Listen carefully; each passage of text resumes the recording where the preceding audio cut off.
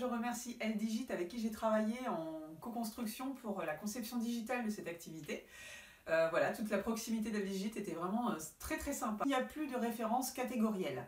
Donc en fait là, ça va être les partenaires sociaux qui vont rentrer en jeu pour dire qu'est-ce que j'ai fini comme un cadre, définition de l'encadrement, on va en entendre parler sur 2019, il n'y a pas de souci. Avant on avait les cadres tranches A, B, C, les non-cadres tranches 1, 2. Maintenant pour tout le monde, on fait la même chose. Tranche 1 égale 1 plafond, tranche 2 égale 7 plafonds. Beaucoup de raccourcis où on dit il n'y a plus du tout de tranche AB, disparition des tranches AB. Pas vraiment, hein. Déjà sur le bulletin de salaire, le chômage, etc., il reste toujours sur les tranches AB. Et puis vous allez que les contrats de prévoyance, ils ont pareil, on va attendre 2019 pour voir ce qu'il en est. Un alignement ou pas sur ces tranches 1-2. J'ai des nouvelles cotisations qui apparaissent, j'ai des cotisations qui disparaissent, j'ai des cotisations qui restent pareilles. Dans les nouvelles cotisations, on a la CEG et la CET, la contribution d'équilibre général et la contribution d'équilibre technique. Donc on est dans des contributions d'équilibre, hein, on comprend bien. La nouvelle CET, à ne pas confondre avec l'ancienne CET hein, qui disparaît. Et voilà, dans les suppressions des cotisations, qu'est-ce que je retrouve? La GMP, la GFF, la CET. Dans les cotisations qui restent identiques, eh bien c'est toujours la PEC. Et là, c'est la seule cotisation que je vais retrouver dans le bulletin modèle des cadres, en fait. Puisque les autres, c'est exactement la même chose. En tout cas, au niveau de la GERCARCO.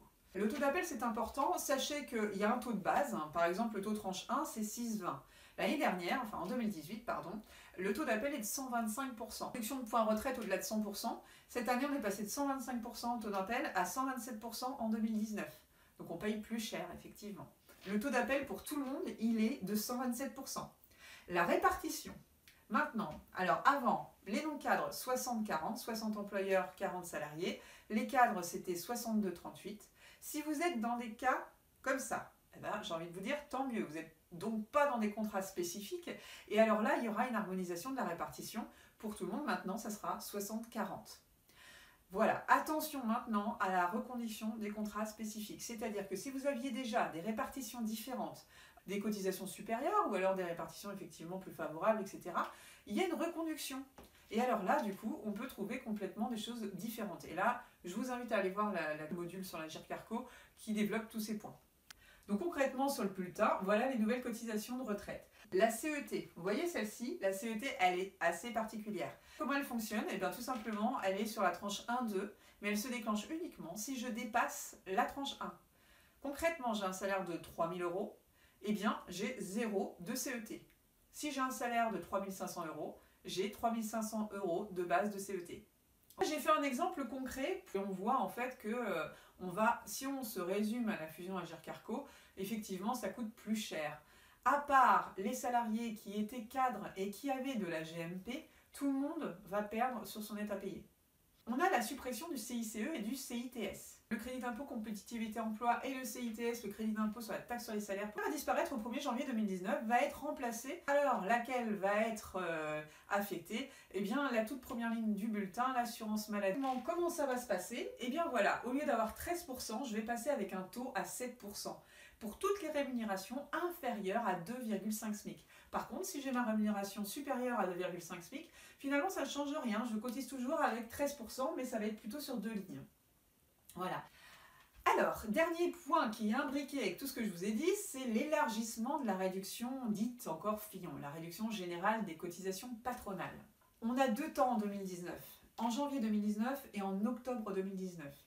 En fait, vous avez votre coefficient T. Alors attention, il y a pas mal de petites particularités à savoir quand même.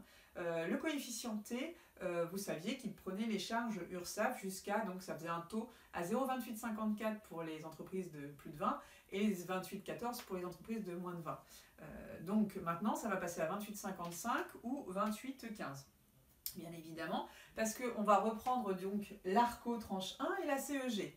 Voilà, donc c'est les fameuses cotisations que je vous ai montrées tout à l'heure, les cotisations patronales. On prend en charge ça dans la réduction générale des cotisations patronales. Vous voyez que le taux, il n'est pas énormément, il ne change pas énormément, il passe de 28,54 à 28,55. Pourquoi? Parce que j'ai quand même la diminution du 13 à 7 par rapport au CICE. Donc voilà ce qui explique la différence. Le deuxième moment, temps fort, ça va être en octobre. Parce que là, en octobre, je vais aussi aller chercher les cotisations patronales de chômage, les 4,05. Alors, hors AGS, taux de 32,60 ou 32,20 selon les cas, selon votre effectif. Donc ça c'est quand même intéressant. Hein. Donc, alors, particularité, si dès le mois de janvier, vous avez des apprentis, ils vont directement avoir, parce que l'apprentissage, hein, là on est... tout est changé hein, aussi, donc plus d'exonération comme avant. Plus de détails, hein, je vous invite toujours à aller voir, à faire la formation. Ils ont le droit à Fillon au taux plein à 32,60 ou 32,20 et dès janvier. Donc pareil, le lien avec les contrats spécifiques. Si vous aviez des répartitions différentes de taux de retraite, vous voyez où je veux en venir, vous n'êtes pas sur les 4,72 et 1,29, donc qu'est-ce qui va se passer? Votre T va s'ajuster. Donc ça dépend si vous êtes au-dessus, si vous êtes en dessous. Donc voilà concrètement hein, tout ce qui va faire le calcul du T sur 2019. Alors ensuite, la loi Pacte, elle va avoir des impacts sur principalement tout ce qui est épargne, forfait social, et puis seuil des effectifs. De 20, on passera à 50, etc. Donc là, on est sur du 2019-2020, hein, de la mise en place, donc à suivre, à suivre. La loi Avenir Professionnel, il se passe beaucoup de choses, je ne vais pas tout détailler ici, hein, je vous invite aussi à aller voir la plateforme. Attention, il y a une double collecte sur 2019 de la formation professionnelle. Budget 2019, surtout n'oubliez pas qu'à partir de... Donc vous avez votre collecte de formation... comme d'habitude à fin février, hein, et bien en septembre, je vais devoir reverser encore 3/4 de ce montant. Et oui, là je pense que tout le monde est ok avec ça, mais en tout cas moi j'ai fait un parcours complet sur le prélèvement à la source, hein, bah pareil, ludique, avec des quiz, des capsules vidéo, des petites pioches pour les taux, etc. Donc des fiches pratiques, hein, mais voilà, le PASS il va être mis en place, donc le prélèvement à la source, hein, l'impôt, va être mis en place à partir de janvier 2019 sur vos bulletins de salaire. Hein, donc il n'empêche qu'il y a encore pas mal de petites questions qui restent en suspens, donc vous y trouverez donc voilà, par exemple ce type de fiche pratique hein, sur les 5 taux du PASS, parce qu'on s'y perd entre le taux neutre, le taux nul, etc. Voilà, donc bah écoutez, j'espère que cette présentation vous a plu. J'ai été ravie. Si vous voulez liker, ça fait toujours plaisir. Partagez aussi. Et donc, bah, si vous êtes intéressé, le parcours ouvre le 2 janvier. Voilà, merci beaucoup. Au revoir. À bientôt.